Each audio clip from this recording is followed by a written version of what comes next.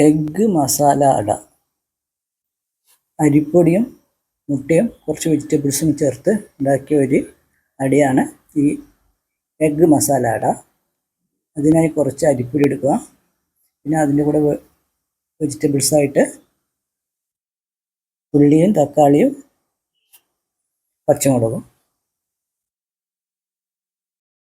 അരിപ്പൊടി നമുക്ക് ആദ്യം ഒന്ന് കുഴച്ചെടുക്കാം. ആവശ്യത്തിന് ഉപ്പിട്ട് ഒന്ന് മിക്സ് ചെയ്ത് കൊടുക്കാം. ഇനി അതിലേക്ക് നമുക്ക് വെള്ളം ഒഴിച്ചു കൊടുക്കാം.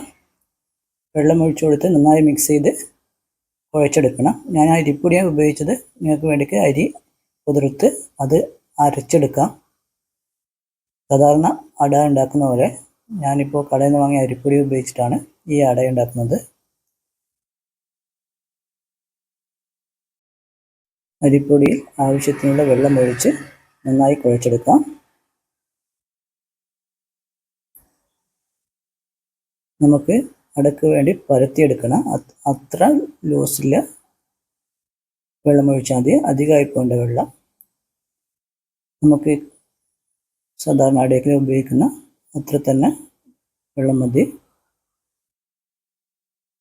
ഇതിലേക്ക് വേണ്ട മസാല തയ്യാറാക്കാം. അതിനായി ഒരു പാൻ എടുത്ത് അത് ചൂടായി വരുമ്പോൾ നമുക്കതിലേക്ക് വെളിച്ചെണ്ണ ഒഴിച്ചു കൊടുക്കാം. വെളിച്ചെണ്ണ ചൂടായാൽ നമുക്ക് അതിൽ കടുകിട്ട് പൊട്ടിക്കാം. അതിലേക്ക് അരിഞ്ഞു വെച്ച സവാള ഇട്ട് കൊടുത്ത് ഒന്ന് നന്നായി വഴറ്റിയെടുക്കാം. ഈ സവാള ഒന്ന് വെന്ത് വന്നാൽ നമുക്ക് അരിഞ്ഞു വെച്ച തക്കാളി ഇട്ട് കൊടുക്കാം. തക്കാളി ഒന്ന് നന്നായി മിക്സ് ചെയ്ത് കൊടുക്കാം. അതും ഒന്ന് വെന്ത് വരണം. തക്കാളിയും സവാളയും ഒന്ന് വെന്ത് വന്നാൽ നമുക്കതിലേക്ക് ഇനി പച്ചമുളക് ഇട്ട് കൊടുക്കാം.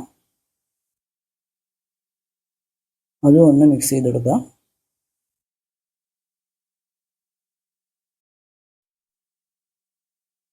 ഇതൊന്ന് വെന്ത് വന്നാൽ നമുക്കിതിലേക്ക് ആവശ്യത്തിനുള്ള മഞ്ഞൾപ്പൊടി ഇടാം. കുറച്ച് മുളക് പൊടി ഇട്ട് കൊടുക്കാം. ആവശ്യത്തിൻ്റെ ഉപ്പ് ഇട്ട് കൊടുക്കാം. ഇനി ഒന്ന് നന്നായി മിക്സ് ചെയ്ത് കൊടുക്കാം. മസാലയൊക്കെ ഉള്ളിയിലും തക്കാളിയിലും പിടിക്കുന്ന രീതിയിൽ ഒന്ന് നന്നായി ഒന്ന് മിക്സ് ചെയ്ത് കൊടുക്കാം.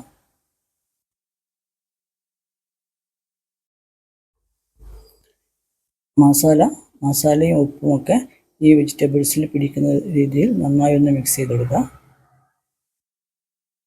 ഇനി ഇതിലേക്ക് നമുക്ക് ഒരു മുട്ട പൊട്ടിച്ചൊഴിച്ചു കൊടുക്കാം.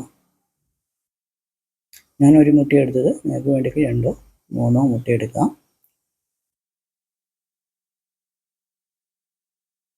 മുട്ട പൊട്ടിച്ച് ഒന്ന് നന്നായി മിക്സ് ചെയ്ത് കൊടുക്കാം.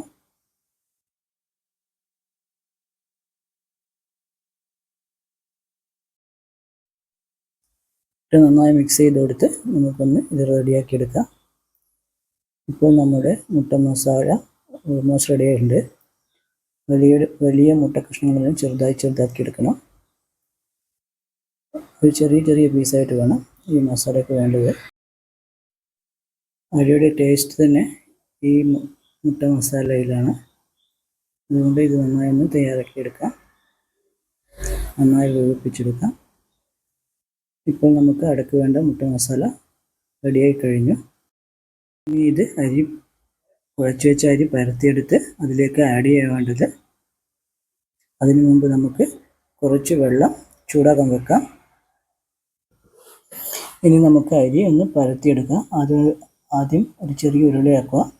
അത് നമുക്ക് ഒരു പ്ലേറ്റിലിട്ട് ഒന്ന് പരത്താം. പരത്തുന്ന മുമ്പ് നമുക്ക് കുറച്ച് വെളിച്ചെണ്ണ ഒഴിച്ചു കൊടുത്ത് പരത്തിയെടുക്കണം, അല്ലെങ്കിൽ പറ്റിപ്പിടിക്കാം. ഇതിലേക്ക് നമുക്കിനി മുട്ട മസാല ആഡ് ചെയ്യാം.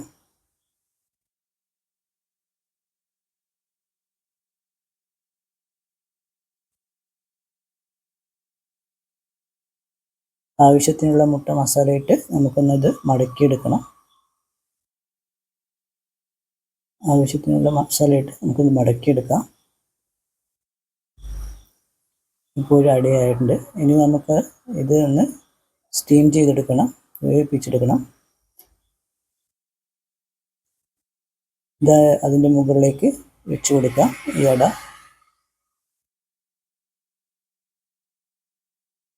ഇനി രണ്ടാമത്തെ അടിയും ഇതുപോലെ നമുക്ക് പരത്തിയെടുക്കാം. മുമ്പ് പരത്തിയെടുത്ത പോലെ തന്നെ പരത്തിയെടുത്ത് അതിലേക്ക് നമുക്ക് മസാല ആഡ് ചെയ്ത് കൊടുക്കാം.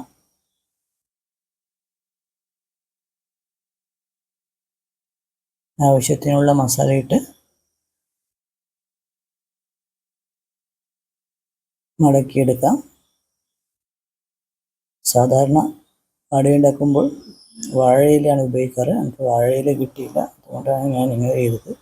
വാഴയിൽ ചെയ്യുമ്പോൾ കുറച്ചും കൂടി ടേസ്റ്റ് കൂടും.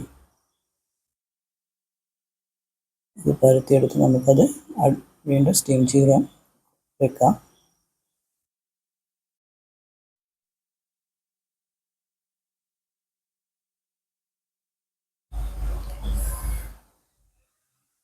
ഇത് സാവധാനം എടുത്ത് നമുക്ക്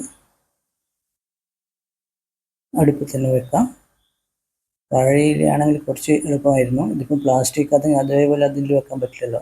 പ്ലാസ്റ്റിക് ഞാൻ മാറ്റിയിട്ട് അട മാത്രമാണ് ഞാൻ സ്റ്റീം ചെയ്യാൻ വെച്ചത്.